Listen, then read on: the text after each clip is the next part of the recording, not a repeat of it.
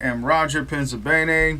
I am filling in for the great Linda Bernard, Esquire. Linda's a bit behind today, so the show has to go on. So I'm going to fill in for her.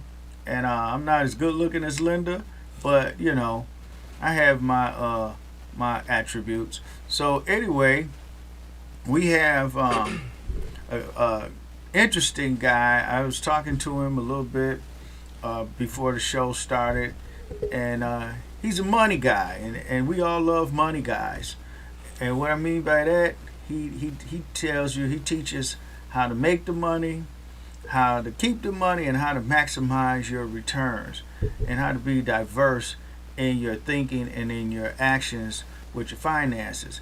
And so I'm learning in business, it's like every other trade, every other profession, the lingo, the language. So we have money in general, but then we have finance and the art and science of financing. And that's when we talk about getting the bag, young people. When you talk about that term, getting the bag, you want to talk about finance. Money passes through all our hands all the time, but it's like water, sand. We can't hold on to it. So to understand how to manipulate, control, earn, keep, make, spend, maximize your dollar value, you need to learn about finance. So that's why we have Reg here, Reg Ellis. And I'm going to let you introduce yourself, Reg, to, Yeah, appreciate it, sir. you can talk about yourself better than I can. Yeah, I'm not really one to talk about myself, but how you doing, everybody? My name is Reg Ellis. I'm what you call a financial underwriter. I do structured finance. So just a fancy way of saying I'm a lender who normally works with other lenders to do larger or messier transactions. That's my 9 to 5, and just before I get started, I just want to give a disclosure. All these opinions are of my own. Do not misconstrue anything as financial advice. I am not your financial advisor. Just a guy in the city with opinions, and I'm acting accordingly. And it's been working thus far. The people that I've talked to who share similar ideals, it's been working for them as well. So I just want to drop a little knowledge to the people, to the great people of the city, and to the wider community. So if any of my knowledge can help any of you, it's worth doing.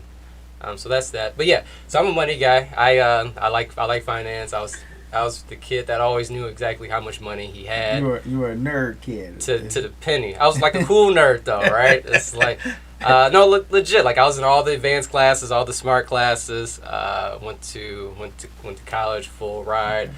But I was always in the spot too. Well, so, let's do that because you say knowledge. So let's talk about your education and your background. So where'd you go to school? Where you from? Where you grew up? Etc. Etc.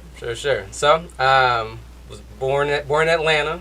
Right. My dad was going to med school down there. So I moved back. My mom's from the city, from Detroit. My dad's from New York.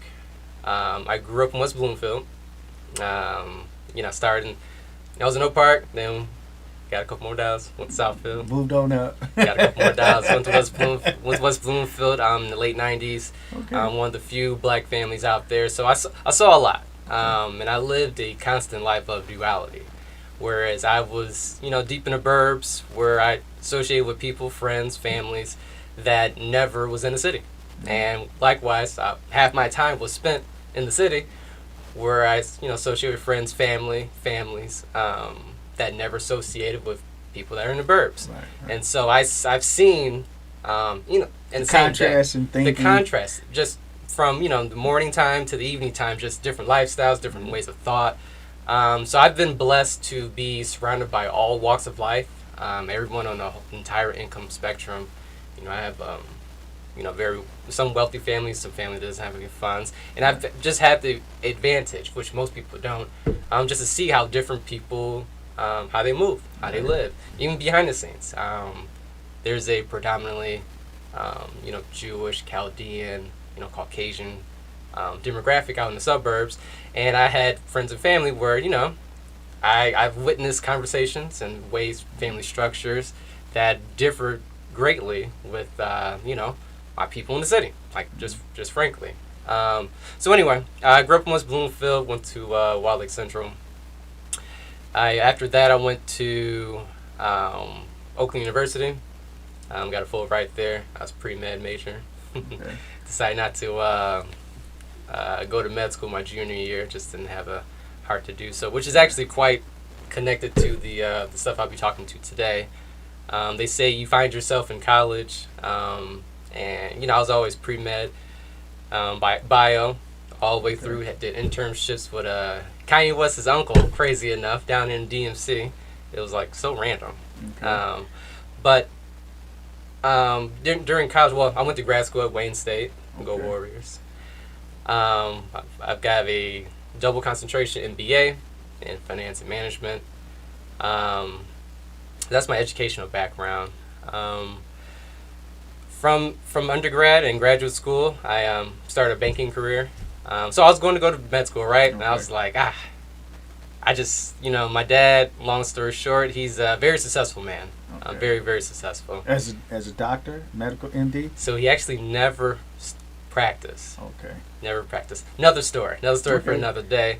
Very successful man. We have a few businesses out in New York. But when I was getting ready to take the MCAT, I had to sign up for it, junior year, undergrad. I was like, my heart's not in it. And I, had a heart-to-heart with my family.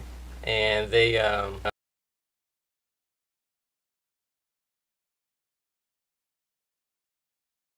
game has changed, Right. right? The whole world, the game has changed globally. Exactly. Man, In some regards, but 10 days ago, Yeah. the world changed so much. We'll get into. I can get in, right? But I wanted to do something where my heart is into it, right? I don't want to wake up because that's what most people do, right? They go. Most people went to college, Yeah, right? They get on that hamster wheel. Exactly, and you can't get out of it. Like Right, you're strapped in, and before I lock myself down in a certain lane, I want to make sure that it's the right lane for me. Right. I didn't want to just do it just for the money or whatever. So I didn't end up doing that. Decided to start my career in banking, and during undergrad is when I actually discovered. I started trading stocks. Right, I used to manage a small chocolate store in downtown Birmingham, and one of my coworkers, one of the sales associates, he's Caucasian, and I never forget he was talking about different companies that he liked. He liked Ford. Ford stock at the time was like single digits, and this new brand that all the kids are wearing. Right, it's super popular. Okay. Lululemon. Right, heard of them? I've heard of it. I don't like anything about it. I think it's overpriced Oh, stuff my you find at goodness. Target, but it's a Man. cool little name, and but It vibes. can't So- knock the hustle. Can't knock the hustle. So the next day, so he's telling me about these companies, whatever, and he went home. The next day, we come to work. He told me like, yeah, me and my dad, we bought some stock. I'm like, what do you mean? You bought some stock?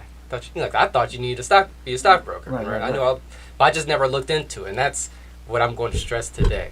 We So need you to got- look into it. And you got that initial exposure, that initial conversation, Yep. and what sparked your interest. But Yep. somebody has to talk about it. Somebody has to present it. So go ahead. 100%. You're saying some 100%. key things that I want to 100%. target.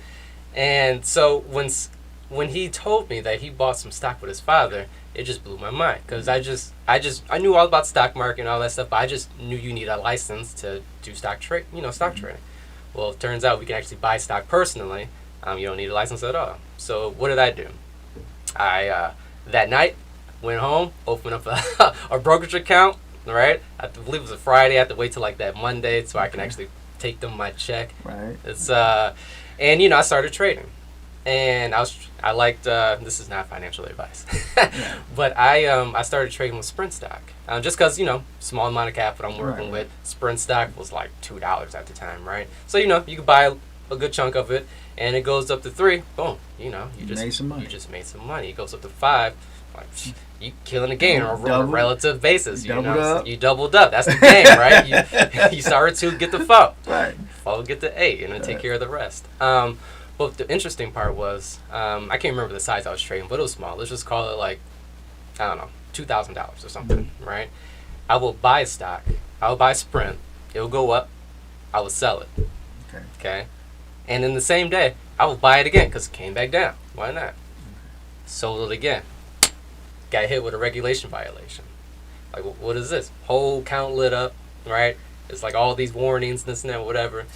And, me, being like the little book nerd that I am, I actually went and read the regulation. Like, what exactly did I do wrong? Right. Because as far as I'm concerned, I used my money to buy this stock.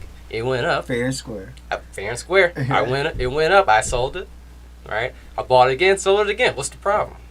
Well, it turns out there's this thing back in the day, it's like 12 years ago, but back in my day, there's a transaction date, T plus 3, transaction date plus 3 days.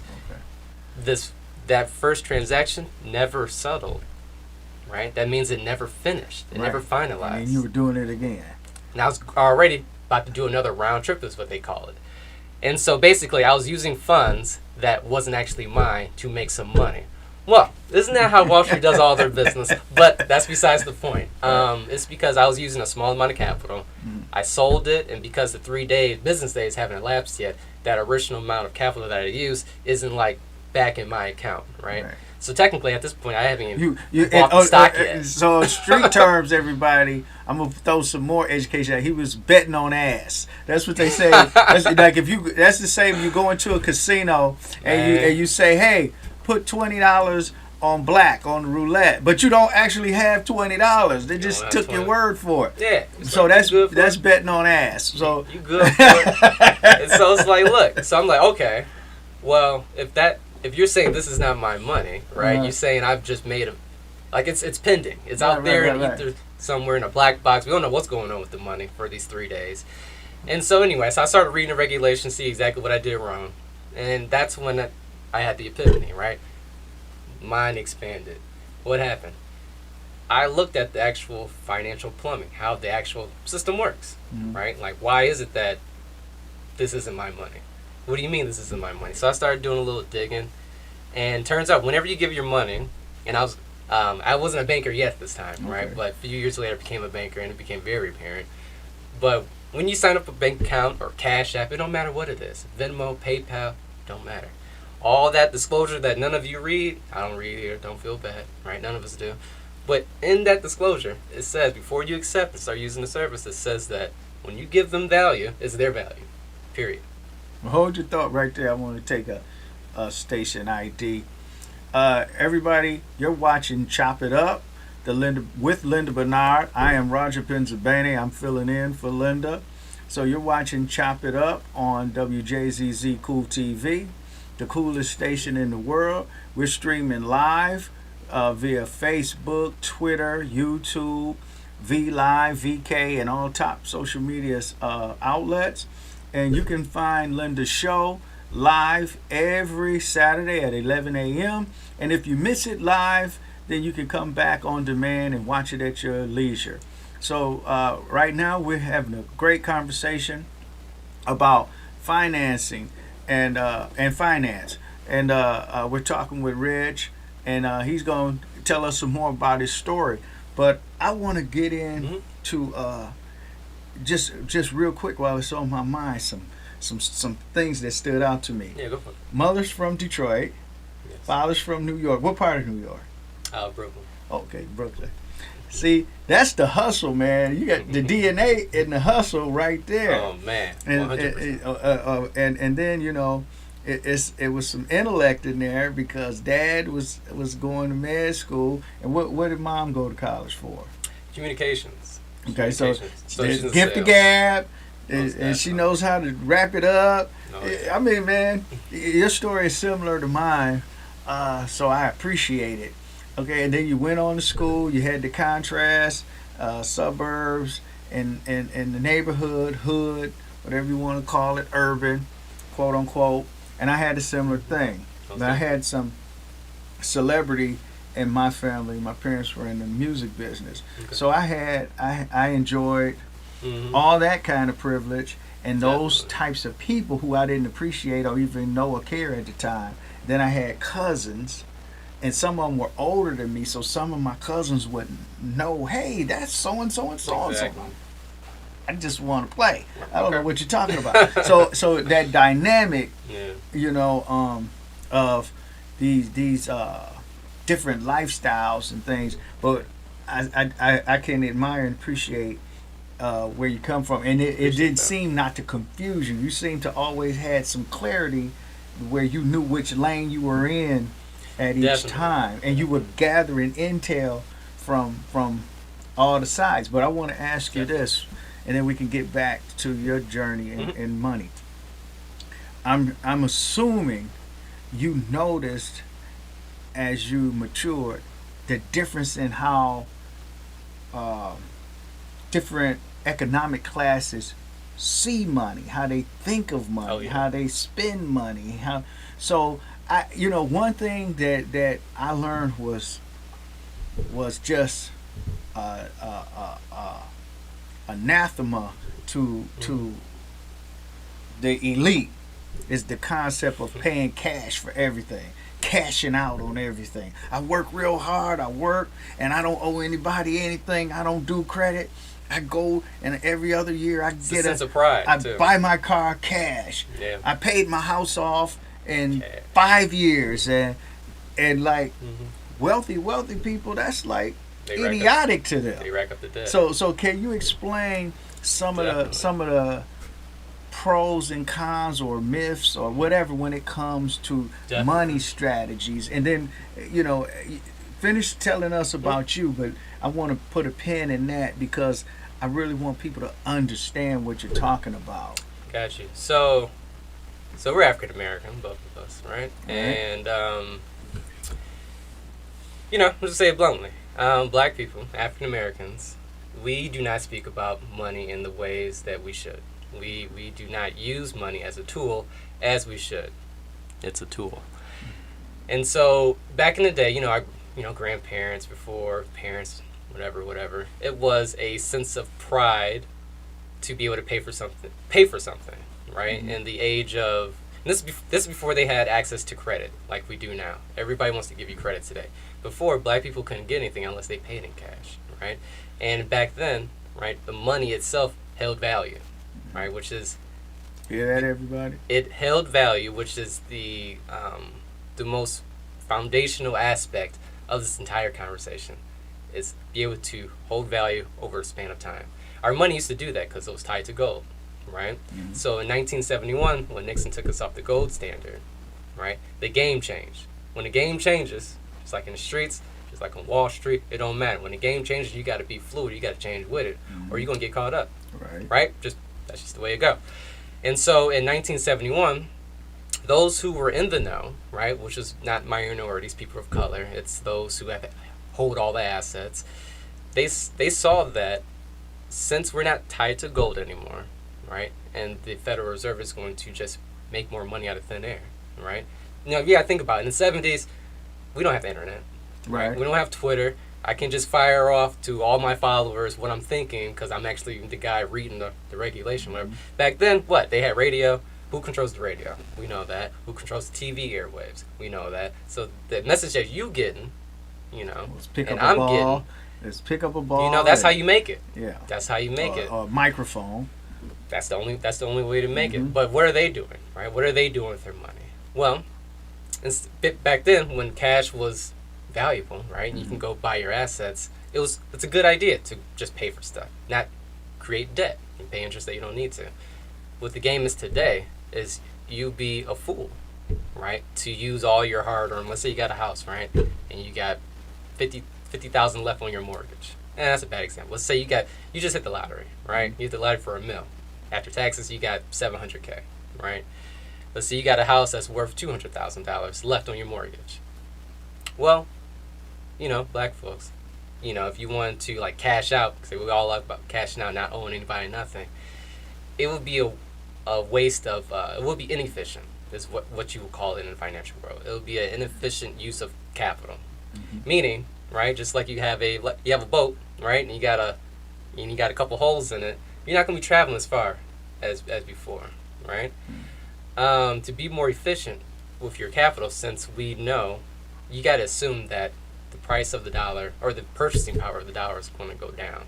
If you don't have that understanding, you're just lost in the game. Anything you do from that point on, you're just going to be making a miscalculation because you're not even thinking about the most foundational aspect of our whole entire system.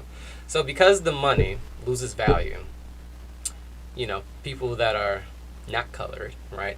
Most of them, they learn this over a course of time, is that you need to save in stuff that has value. Since your dollar is going down in value, obviously you wouldn't save your value in the dollar. Right. It just makes sense. You put that dollar into something harder assets like real estate. And so when it might be, on the surface, it might be a good idea to spend all your capital so you're not owing anybody anything. But here's the trick. Here's the thing that they don't teach you in the school. Okay, here we go. This is it. I should have had a notebook, but go ahead. I can run. We can run it back. We can run it back. This is the game right here. Because the dollar is going down, right? And because, let's say, your mortgage, your car loan, your auto loan, whatever, is denominated in the dollar. Meaning, right, you got to pay dollars, right, for the car. You got to pay dollars to the bank for your house. Because the value of the dollar is going down, it makes sense, right, to take those dollars and do something more productive. Because over the course of time, your debt is getting cheaper. Okay. No, can you follow me? I think so. Because your debt is getting cheaper over time, it makes no sense for you to spend your dollar today on a debt that's getting cheaper tomorrow. That makes no sense. Right. Like you want to. If I knew, that's like if correct me if I'm wrong, but that's like if I'm in the mall today, I'm in the store today, and I see this sport coat I want, sport coat and it's $200 today, but I somehow in my crystal ball I know next week it's going to be $100. So what's my options? Come back next week when I know for sure it's going to be $100, exactly. or put 10 on it to hold my sport coat, and then I'll be back next week when the price drops. When it's 100. And now, so did I get the concept right? You got the concept right. Okay, there we go. But let's tighten it up a little bit. Okay. So the sport coat cost $200, right? Literally while you're standing there thinking about it, right? In actuality, they didn't change the price yet, right, on the tag yet, right, but it's actually $199.99 while you're sitting there thinking about it. And by the time you decide to put 10 on it, right, it's now $199.95, right? When you come back next week, it's going to be $197, right? And that's what's happening to all our assets, everything, right? This is why the stock market just seemingly goes up, right? It's because all the money that they're pumping into the system is not going into stuff that we buy at the store, because that's how you get a quick revolution, right? People can't feed their family. You're gonna have, the government gonna have some problems, right? The system itself. So they give you a stimulus check. Oh yeah. Don't worry. They give you stimulus check. We're gonna give you, man. Don't get me started. But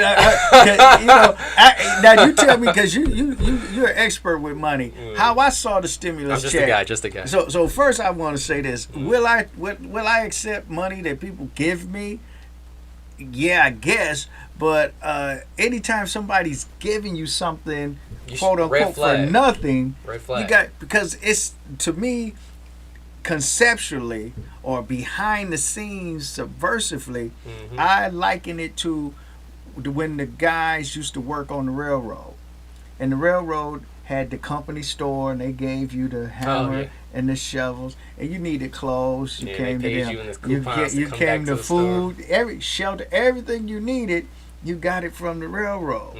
Reason for that. Right. So they gave you the money in one hand. They gave you $50, and then with the other hand, you owed them $100.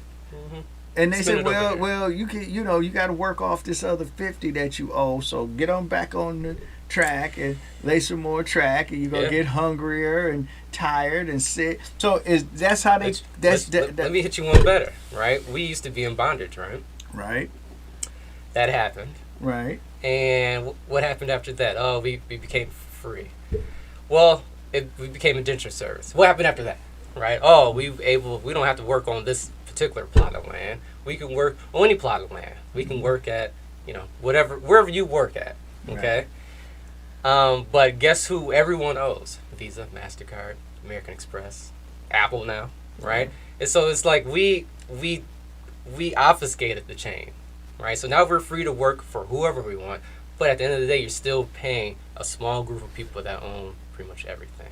Oh boy, hope we're not getting anybody in trouble. And is this the mythical 1% globally? No, not 1%, man. It's not hard to be in 1% if you think about it, but it's the top, 1,000. So you said it's even higher than the 1%. Yeah, man. It's a small collection of people that control most of the stuff, and they literally tell you ahead of time what they're going to do and how they're going to do it. And this is the thing: our people, we aren't paying attention. We don't pay attention to what's going on beneath the surface. Mm-hmm. So if we glorify, cashing out, we glorify, spending the check, running up the check, but we don't really glorify how to acquire productive assets. And so this is where my generation, right, millennials, the Zoomers, Generation Z, and everybody behind that, where the game is fundamentally changed. Whereas we have this new budding industry, right, called cryptocurrency, right, and Bitcoin particularly. And I just want to make this very clear before I get into it. Cryptocurrency is a general term for this new industry, right? Okay. But it really doesn't give you. You really got to dig below that because it's massive. All the different things going on. But more specifically, there's Bitcoin, and then there's everything else. Now, kind of explain the dynamic of that because you had said that earlier before we went on air. But to me, a layperson, crypto is crypto. So what distinguishes Bitcoin from all the rest? So what distinguishes Bitcoin from all the rest is that it can never be replicated. And why do I say this? Because Bitcoin was the first. Okay. It was the first quote-unquote cryptocurrency to be created. And when it was created, no one cared. Okay? No one gave 2 hot chocolates, all right? This family friendly, I'm sure. Yeah. No one cared about Bitcoin when in its inception, right? It was only over the course of like 10 years where it had any value whatsoever. And so I say that if I make a Reg coin today, right? Okay. There's millions and tens of millions, billions of people in this space already, right? If I make Reg coin and it has any type of traction, you're going to scoop it up as fast as you can because you're already in the space. But at the time when Bitcoin was able to decentralize, it was able to just leak into the society, right? Into our psychosis, into our societies, all around the world, right? With no one working on its behalf. Like it's no one controls it. No one can do anything with it. So it has no form of government regulation or. Nope, it's just a whole bunch of individuals working for the betterment of freedom. Okay. Right? And so there's no figurehead, which is why it's different from everything else. Because with everything else, there's a central or somebody. There's some top dog where, if Alphabet Soup want to come holler at you, they knock right on your door. They can't do that with Bitcoin because there's no one controlling it. Well, I got to take another station ID. Yeah, go for it. But hold your thought real quick. So, everybody, you're watching Chop It Up with Linda Bernard. I'm filling in for Linda today. I'm Roger Penzabene, hosting today.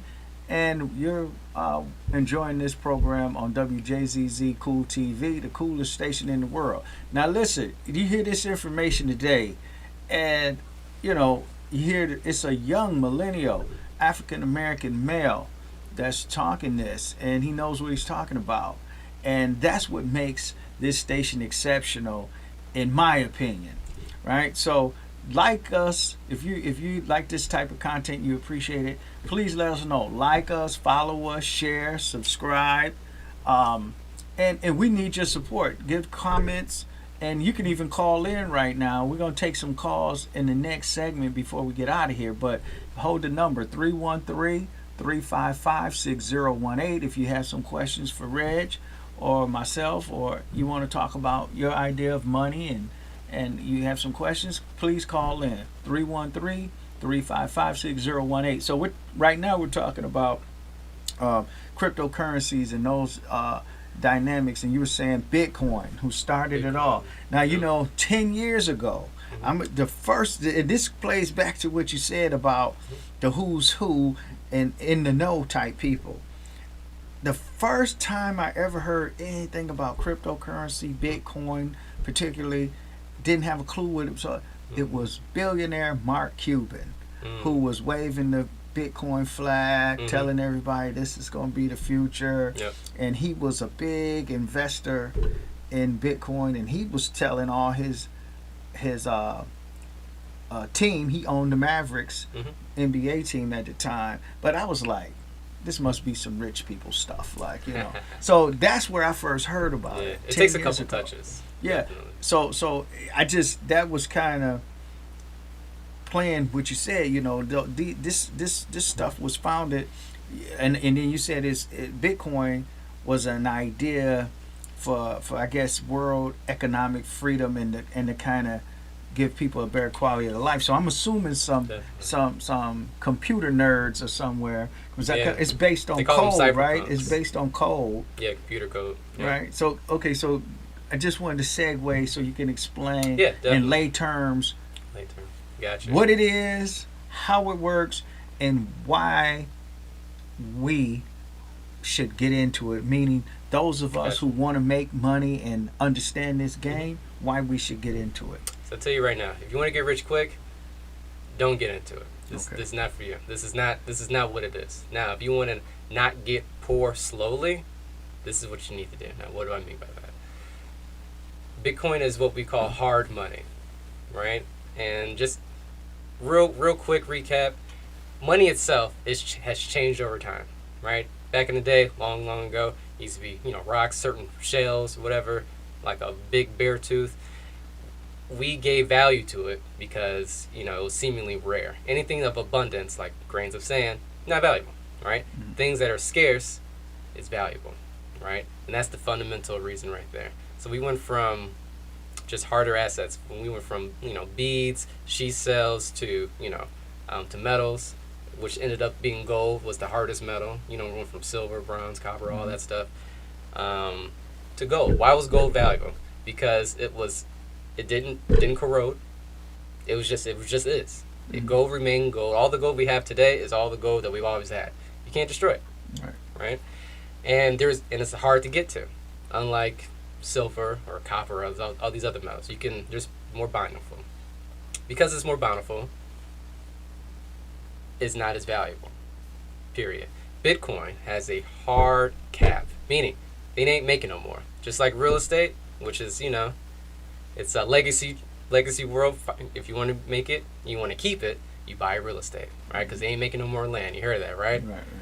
If you could buy a block in Manhattan, right, you would do so without even thinking about it.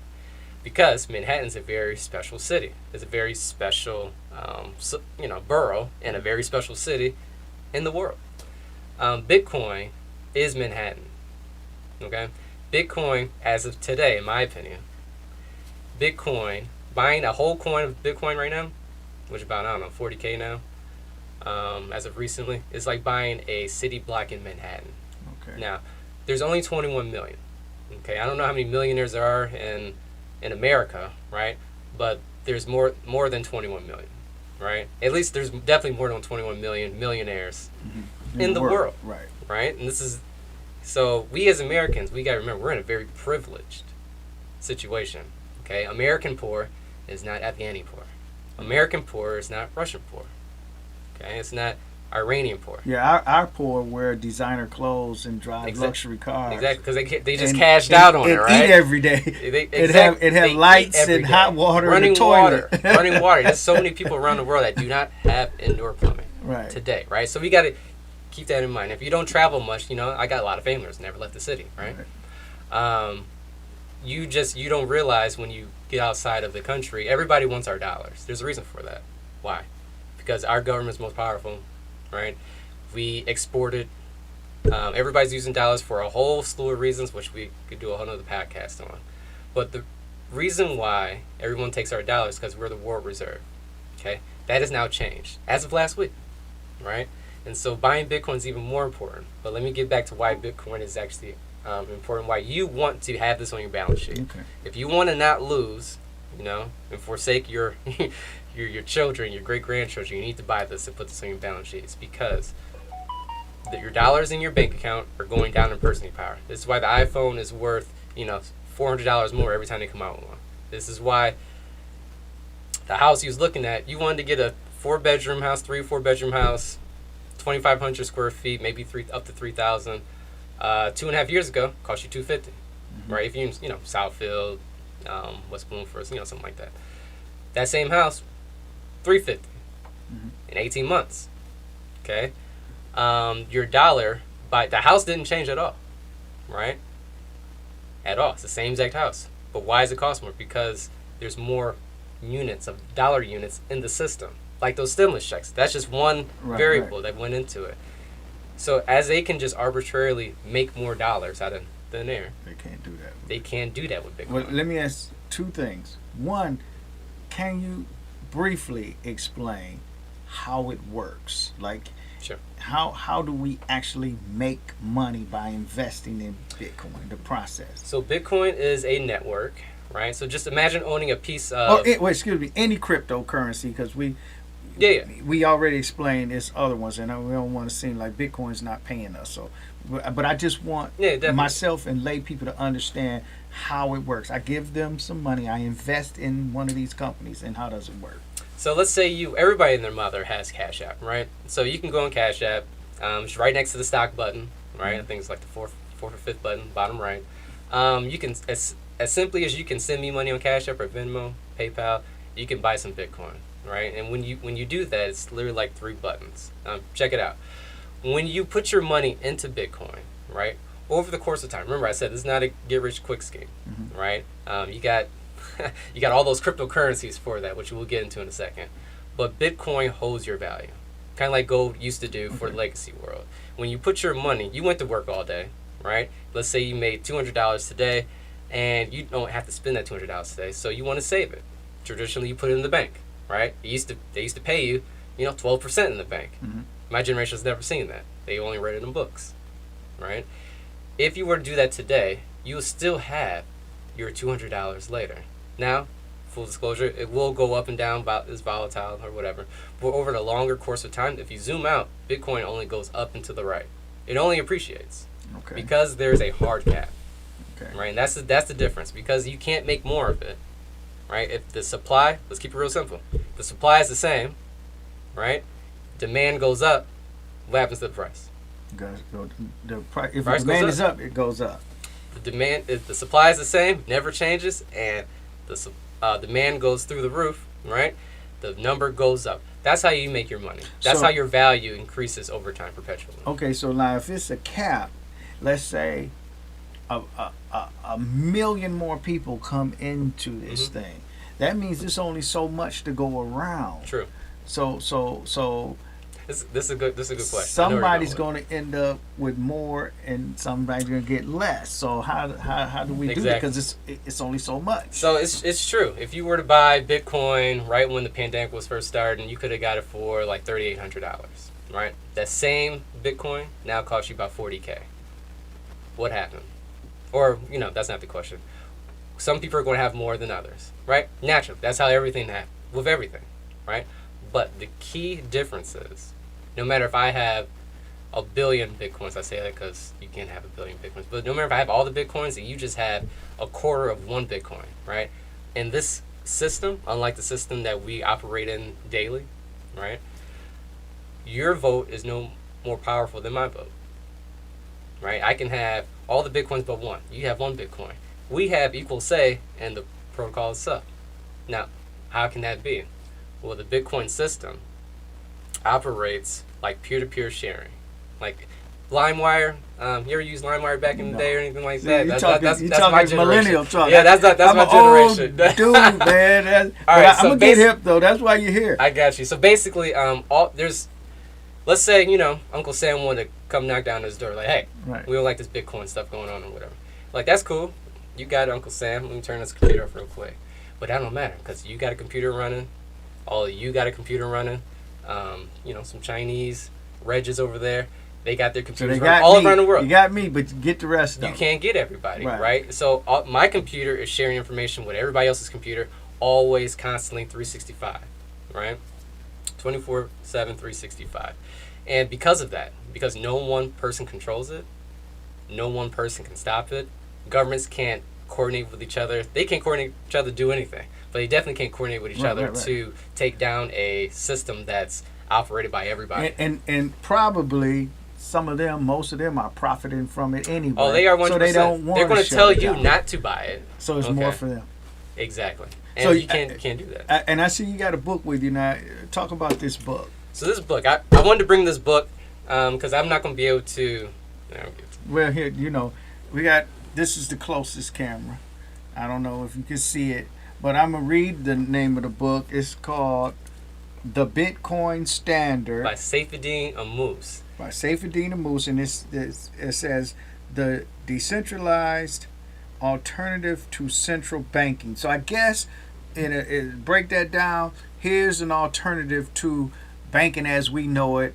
Work, 100%. Get our money, put it in the account, and go live off of it back and forth. Because that's another thing I learned. A savings account is not a savings account if you're living off of it. If you going to the bank every other week, every other month to make a withdrawal from a quote unquote savings account, you're going out the world ass backwards. But anyway, and I know you put some emphasis on the author. So tell us about the book and about the author, if you know. This book, and just to keep it short, this book is pretty much, if you want to know without doing all the painstaking research about what happened, what is money. Okay. What happened to our money over the course of time and where we are today. This is a great distillation, a great simple reasoning on all of it. So instead of spending years of research and trying, file through regulations and old bank talk, whatever from the 1900s, you got this little book. It's an easy read. You can find cliff notes, I'm sure, on the internet. But it basically tells you the progression of money. On here you see you got a rhinestone, which is like the old way of doing accounting. Gold. You got gold, and then you got this QR code, right? And basically, Saifedean explains to you in a very succinct way why you need to stop letting powers that be steal your value, steal your time away from you. Because you work all day to make your money, and you're supposed to be able to freely choose how you want to spend that money. But instead, when it made $100, by the time you get around to spend it, it's worth $98. Like they just stole $2 from you. They just stole hours of your life. You have to sweat, right? Sweat it on your brow to get it. And what Bitcoin does is to keep them from stealing it from you. Okay. So although I may have all the Bitcoin, you may have one Bitcoin, I can't create more Bitcoins to debase you. And so what Bitcoin is, and we're going to get into cryptocurrencies right after this. Yeah. Bitcoin is a unit of account, right? Instead of using the dollar, so it doesn't matter how many Bitcoins there are. It don't matter how many I have, don't matter how many you have. Over the course of time, Bitcoin is like here's a good analogy. It's like a tanker ship, right? There's only 21 units, right? There's only 21 tanker ships. That's right? The stability and the security of it. Of the system, yeah. And because there's so many computers operating, and there's more hash rate, there's so much to talk about. But because there's so many computers powering the system, and now we got billionaires powering the system, right? We got farms, we got airline hangars full of little specialized computers powering this thing. They ain't going nowhere. So hold your thought. Let's take another station ID. Mm-hmm. So everybody, and this is getting good. I'm Roger Penzabene, and I'm filling in today for the host of Chop It Up with Linda Bernard. Of course, I'm sitting in for Linda. And I'm glad today, Linda, I'm glad you didn't make it. It's a good one. It's more game for me. But anyway, everybody, thank you for watching. We can't thank you enough. Thank you for watching. And you can tune in to Chop It Up every Saturday at 11 a.m. You can watch it back like any of our other live programs. You can watch them live or you can see them back on demand. But what I want you to do is hit that like and get the ratings up. but also leave your comments so we can keep having the type of information and the type of guests you want. Follow us and subscribe so you get an alert to shows like this, because you don't meet these kind of people and you don't get the quality of this type of information and knowledge just on the street in general. So make sure you hit that follow and subscribe button so you can get the alerts to these shows. You can always change the channel, turn it off if it's somebody pops on you don't want to be bothered with. But we need you to, and this is the future too. So right now we're talking about the future of finance, but what we're doing now is the future, this live streaming. So without me rambling on, Reg, plug yourself. Tell us again who you are, how to get in touch with you, what you're all about, etc. And that's your camera there. Oh, okay, bet. Hey everybody, my name is Reg Ellis. I'm a commercial financier. You can get in touch with me on LinkedIn, Reg Ellis, R-E-G, last name Ellis, E-L-L-I-S. I'm typically a behind-the-scenes kind of guy, so if you saw me on the street, you probably wouldn't know it was me. I try to stay as low-key as possible, but I wanted to, this message is important, so which is why I was even willing to come out and talk about it. But yeah, if you shoot me a message on there, we can chop it up. No pun intended. And you work in the industry. If somebody wants to hire you on as a consultant, an advisor, etc., how do they go about that? Oh, you can LinkedIn, 100%. Okay, LinkedIn. Shoot me a DM when we can chop it up and discuss. So I do I try to lend my opinion when it's wanted, and so I can do that for you as well. If you want to pick my brain, we can chop it about whatever the case may be. But let's get into Bitcoin real quick. So basically, it doesn't matter how many units you have, doesn't matter how many units I have. The fact that they can no longer steal your savings away from you is fundamental, right? And it's a paradigm shift. And so what you need to understand is, if you take one thing from this conversation, is that Bitcoin in and of itself is the hardest money that we as humans have ever had. It's harder than rocks, it's harder than all the metals, harder than gold. It's the rarest thing ever because there's only 21 million. They're not making any more of it, right? And so over the course of time, it's just going to appreciate in value, right? Don't believe me, look at the facts, draw your own conclusion. But as far as cryptocurrencies, right? So we're going to shift from Bitcoin, which is money, right? What's the point of investments, right? To make money. Is to make money. That's what cryptocurrencies are. So you got Ethereum on down to whatever, right? You can make your own coins in like a few minutes if you wanted to. There's tens and tens of thousands of cryptocurrencies, and there's only one Bitcoin. Just like any investment, whether it's real estate, stocks, whatever, you have good opportunities and good investments, and then you can go all the way down the spectrum to terrible investments or straight up Ponzi schemes, something fraudulent, right? But it's a spectrum. Some Ponzi schemes make a lot of money. Some great ideas lose a ton of money, right? So it's all about context and what it is that you're doing, right? And so that's what cryptocurrencies are. Bitcoin's about not getting poor slowly over time, so you can actually save, right? And the cryptocurrency is what I like to look at as like stocks. Fast and loose, huh? Fast and loose, depending on what it is. Most of it you want to stay away from. 99% of it is total trash. Could you make some money? Yeah, but you better know what you're doing, or you're going to lose it, guaranteed. So as far as cryptocurrency, so Bitcoin is money. No one's competing with Bitcoin on that. It's money. Okay. But you have all this other stuff like Ethereum, right, which is supposed to be like a decentralized world computer, which I use quotes because there's just a lot of words, a lot of narrative that don't mean shit, right? Okay. That's the way the world runs. Right. We run on narrative. We like to talk a lot. Right. Bitcoin's about showing you, right? Whereas everything else, if I can hire, I got Regcoin, right? I don't have Regcoin. but I can hire a marketing team. I can come on the radio. I can give a celebrity endorsement. I can go, Lindsay Lohan costs like $30,000, like she does ads for cryptocurrency, about $30K. And so, you can get people with a lot of reach, and they can buy your stuff. But they're just selling you, the BS, and they're going to take that money and buy Bitcoin with it. And so Ethereum is the guy who created Ethereum. One of the co-founders, his name is Vitalik Buterin. He's computer whiz, and he's like, Bitcoin is is limiting. You can't Right. do much with it, which is on purpose, right? Because you're not supposed to be able to change it. All it's just supposed to be like gold. It don't do Right. shit. It just is, right?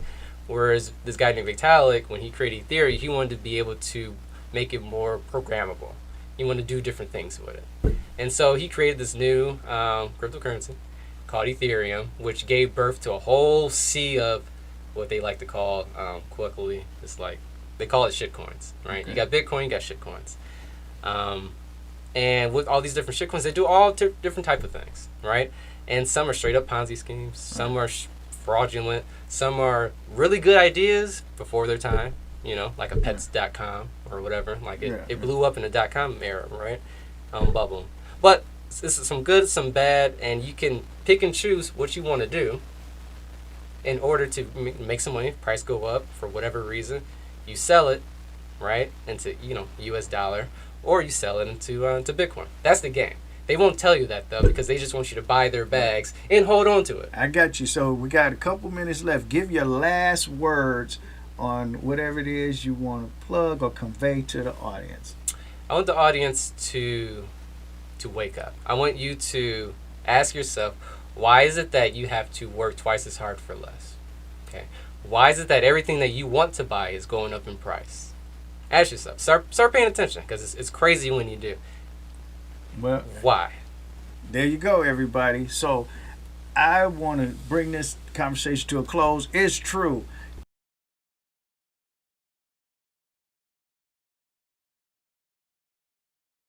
Quick.